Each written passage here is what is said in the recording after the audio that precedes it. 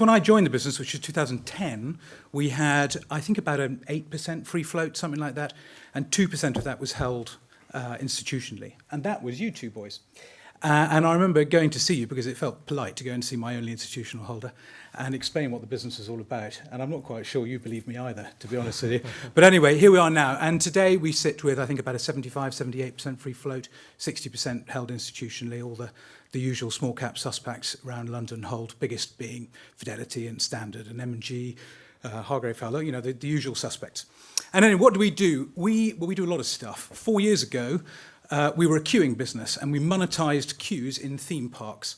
And I'll come back to that. We continue to do that. But on the way through the last 3 or 4 years, we've transformed somewhat. And now we're one of the biggest ticketing companies in the world, would you believe? I think probably number 3 right now.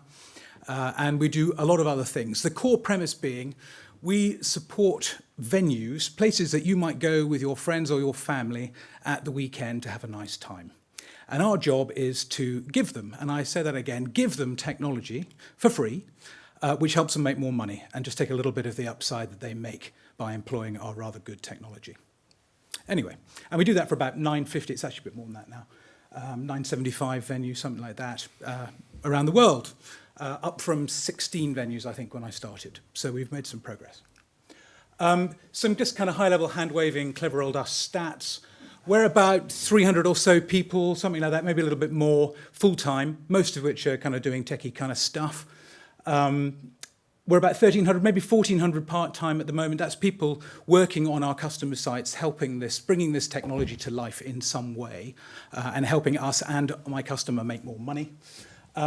We're in lots of places. We're in 25 countries actually now. That's out of date, forgive me, but we've offices in 7. We make all of our money in the Americas. Frankly, 94%, 95%. Frankly, the fact that we should be a British listed company is entirely an accident of birth. It's got nothing to do with anything else. I've gone on and bought several American companies, and our American, the thread will as we globalize, America will still be a huge market for us. And the client list, yeah, places that you go with your pals at the weekend. And we've got quite a lot of IP, which is important, because actually that's a big value driver for us, we think, and very defensive as well. So, bear with me while I go through this, and I've only got 15 minutes. This usually takes about 3 hours. Think about all the things you do when you're thinking about what you're going to do at the weekend with your pals. Think about how you research something. Think about how you find out when it opens in the morning. Think about, what it's going to cost. Think about, understanding how to get there. Then think about when you commit to saying, okay, I'm coming along. And then think about what you do when you arrive at the place, where you park the car, where you get into the place, where you scan your ticket or go and buy something. Think about what you do when you're actually there, whether it's going around in a big circle on a loop, going up a tower, going on a roller coaster, whatever it is. And then think, or going to the museum to look at a gallery. And then think about what you might do as you depart. And then think about all the ways that technology might be able to help that trip.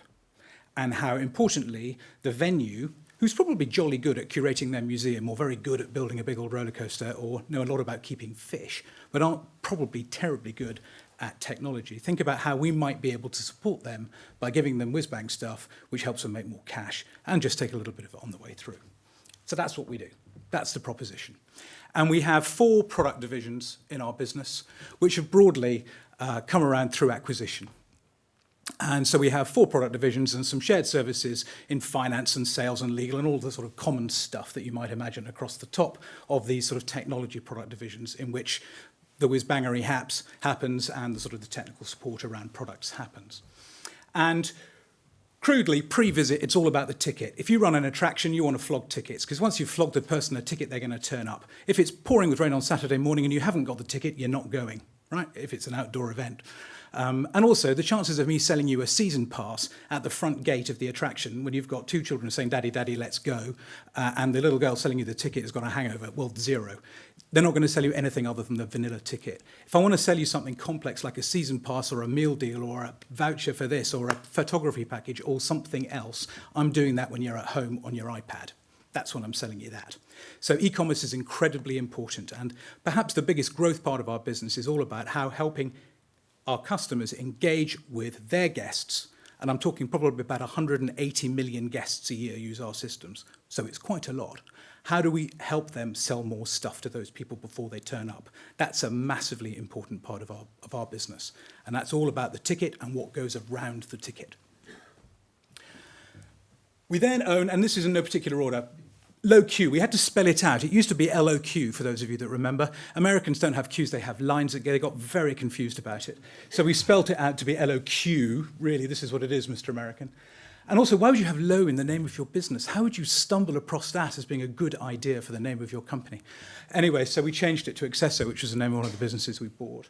So Accesso Low Q monetizes queues. We've got lots of IP that says, why would you stand in a physical line with lots of other people when there's other ways of measuring time which don't involve standing in a physical line with lots of other people, and which are probably rather more fun because you can go and do stuff you want to do as opposed to standing in line with lots of other people. So that idea of using technology to help you not stand in line with lots of other people is, we have 40 patents around that idea. And so if you've used technology to help yourself not stand in a line, probably in a big theme park, it's definitely us that was doing it. Whether that's Universal Studios in Orlando, whether that's Legoland in Windsor, whether that be any of the Six Flags, lots of places in theme parks and water parks. And we make a truck of money doing that, which is excellent, because no one else can do it in the world, and it's a much better guest experience, so high rollers like you lot can afford to pay for it, and or choose to pay for it rather than stand with the poor people. And we can take a big slice, immorally large slice, which is fantastic. And then we have a point-of-sale business. Well, it's actually kind of a ticketing business, really. It's the biggest software supplier to the ski industry. No particular secret that I love to ski, which is how I bumped into them. I think we just got a huge deal in Colorado, which I'm going to tell you about in a minute. But we serve about 250 ski resorts around the world, and we run the systems that run their ski resorts. Now, don't think about a European ski resort. This isn't Verbier. This is Mammoth.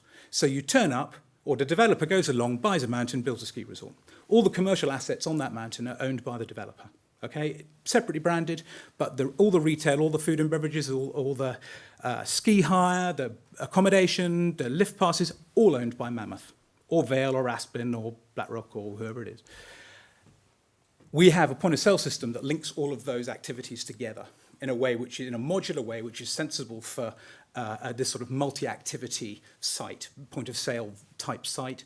It's exactly the same in a museum. You buy a ticket, they'll sell you a bowl of soup for lunch, and there's a retail store where they flog you the fridge magnet. It's exactly the same. Same in a water park and a theme park. So they were a ski business. We bought them, and we put them now into lots of other customers. We're now making massive progress in cultural, actually, in museums.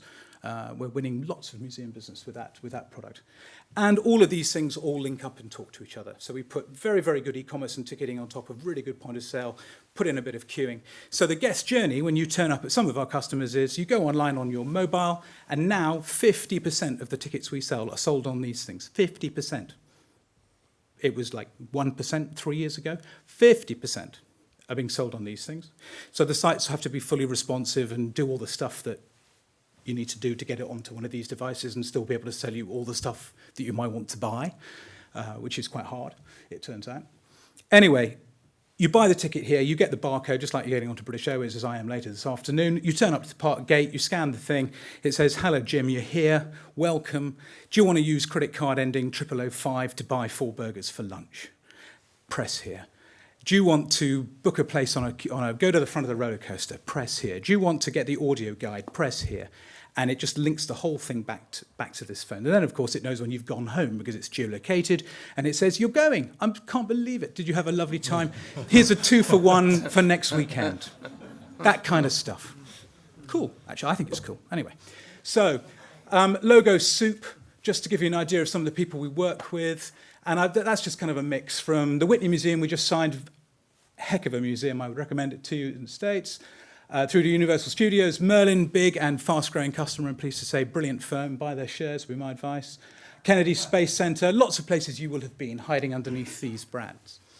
And it's a big market. We're not even touching the sides. I haven't got the stats here, but we're a tiny, tiny player in a big market. However, I should go back a pace. The reason we've done this is because when I arrived, I was running a defence contractor before I was doing this, remarkably, so from killing people to entertaining them, or trying to be part of the mix of entertainment. And what struck me is that these big groups, many of these brands, Caesars, Herschend, Palace, Merlin, Six Flags, These brands have grown very, very quickly over the last 20 years. Private equity buy and builds, Merlin, great example. And they've hoovered up lots of independently owned attractions, and the supply chain hadn't reacted at all to that. And that just struck me as being an opportunity.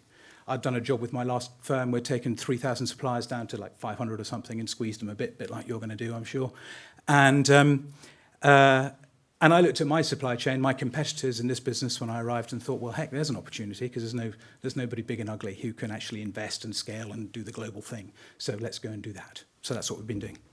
I don't think I've got much longer. What's the model? So it's about, for us, long-term, transactional, repeatable, and increasing revenue streams. That's the point we want to get to. So every time we sign a deal, I want it to keep going for 5 or 10 years. I want it to be transactional, so I want to be taking 1% of the baskets of sales as my fee, or I want to be taking N cents per ticket I sell, or I want to be taking something, but I want to have skin in the game with my customer. Because actually that drives really good behaviors, because they're inclined to be nice to me because I'm selling their stuff. And some of my big customers are putting hundreds of millions of dollars a year through my systems. My biggest customer puts just a little over 50% of their group revenue come through my systems. It's a lot. We're important to them, and they're important to us. So the behaviors and the partnerships we have with our customers are really, really strong. I give it away. This year we'll spend $14 million or so on R&D, something like that. Most of my competitors don't turn over 14 million, let alone have 14 million to spend on R&D, and I give it away. That's a massive differentiator for us, and I'm afraid it's just unfair on the little guys, but too bad. And we share the success. We help people sell more stuff. And if we don't succeed in that, no one would buy from us, but we do. And typically, if you move to our systems on ticketing, for example, we'll even contract to say that we're going to sell you 20, 30, 40% more volume than you were doing before. Such is our level of confidence about how good we are at it, arrogantly, in relation to whatever they've got there previously. And we've got endless case studies that produce that. Accesso model in action. So 88 or 89% of our revenues fall into that bucket. It's transactional. So this is the cloud, SaaS, whatever you want to call it. All of these are hosted systems, and we're just taking a little bit. And that's about 90%, just give or take. About another 6% of it is long-term repeatable support. So just checks turn up, otherwise we switch off their point of sale and they can't sell any stuff. So typically the checks turn up. And then we find about 4 or 5% of our revenue every year. Other than that is booked, which is fantastic. And every time I layer in another new piece of business, there's another long-term growing piece of business for us. And the lovely thing is that the customer's coming to me. Without me having to go find them, the customer's coming to me because people want to engage with technology. Consumers engage with technology now. And I'm just right in between a lot of huge venues and a lot of consumers who between them have hundreds and hundreds and hundreds of billions of clients. So that's not a bad spot to be. Pretty pictures, we're growing. 5-year revenue CAGR has been 24%, EBITDA CAGR has been 32%. Venue CAGR, I can't even imagine, it's off the chart. And we're just warming up, would be my prediction. We're just warming up. My share price is soft. Sadly, these boys can't buy any more. They bought some more into your small cap fund, I think, but not in the VCT. We've never placed any shares, so they haven't had the chance to come buy some more. We throw off a lot of cash, so we just put that back in. Yeah, that'll do probably. Any questions? I'm sorry, it's like 5 minutes of noise. You're very high tech. Yeah. Are you subject to hacking, any hacking danger? Oh, hell yeah. Of course. Yeah, we have I say every tech company is susceptible to hacking. We run the payment gateways that manage all of this money, that sit behind our stores, which sit behind our customers. And you can imagine how seriously they take that threat and how seriously we take that threat. So I would have thought, in terms of my business risk, the things, that probably at the very top of my risk register would be, my IT security. We have a whole team of people doing nothing but that exclusively. And I would say that, you can imagine we've got multi-billion market cap global operators relying on us for significant chunks of their revenue, and they take a very close interest in what we're doing. So I can assure you that we're taking a very close interest in doing it right. Well, possibly. I used to do some of that sneaky beaky stuff, actually, for a previous employer. Anybody else? I'm sorry, I'm between you and a cup of coffee, which is never a good spot. Is there anyone who might want to take you out Oh, I do hope so. I assume you mean financially. Do you know, we're the market leader now in this space, which is a happy thing, even as this little tiddler of a business that we are. We have about $90 million revenue this year, so we're tiny. I think there's every chance that other people will be looking over their shoulders at us. You know, we're the third biggest ticketing company in the world now, which we didn't sell a ticket 3.5 years ago. And there's lots more to do. Right now, we're having a laugh, and it's all working quite well. And we don't see it slowing down. So there's no imperative to do anything different, but, you know, I get the odd call. So. God alone knows. You tell me, you're the investors. My job's to do this. I don't know. Yeah, the story is that the share price today is at like 5.60 or 5.65 or something. It peaked at £7.70 at a time, and since then we have doubled the EBITDA. We've doubled it. Go figure. I have no idea. London, AIM, tech, it's all a bit at the moment. I don't think for any particularly good reason personally. Certainly it's frustrating when you see comparative values, even PE values, West Coast PE values, and you think, oh, blimey, really? That piece of rubbish is doing that?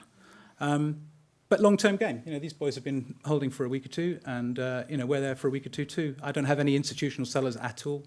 Some retail froth, but I haven't had a single institutional seller, I don't think, of any consequence anyway, in 4 years. People are in. If we have a large client that says, so Cedar Fair Group, they have 27 million people a year turn up to their theme parks in North America, their market cap of 3 or 4 billion. They're a significant theme park group in North America, as an example. All of their sales, both front gate and online, come through our systems, and we take a percentage on the way through. So, short of people not going to theme parks next week for some reason, and you know, maybe it's pouring with rain in Alabama and they don't go to theme parks, but you know, the sun will be out in California, so they go there. And if they don't go this week, you know, you told the kids you're going to the theme park, and they remember. So you have to go next week. And so on balance, you know, one of the things we've tried to do is, and one of the reasons I like the sort of the multi-sector piece that we have now is that we're, you know, if it's pouring with rain, we serve loads of big museums and ski resorts for winter when theme parks are closed.